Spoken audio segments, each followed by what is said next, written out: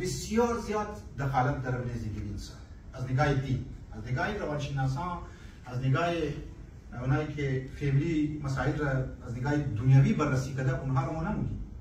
تو اگر زن مونی یا زن بچه اگر بچه میخوای عرضی کنه، اولین چیزی اعتقاد به خدا که منش تمام چیزا مایا، نماز مایا، روزه مایا منشی، اخلاق شی مایا. چون این روایات داریم که اگر دختر را مگه تو دیدی که بچه بد اخلاقه حتما عرضی نکو بچی، هیچ وقت کردی مردی بد اخلاق عرضی نکو.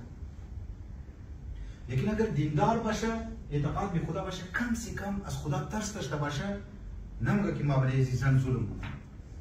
از خود خیلی اثرات داره دیگه، یک افکت داره کسی که صحیح معنی البته در خدا اعتقاد داشته باشه.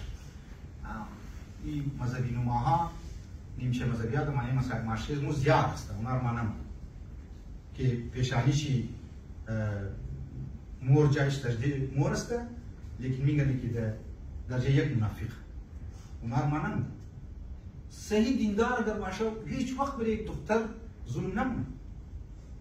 و دختر اگر صحیح دیندار باشه هیچ وقت کتشویق و خیانت نمونه.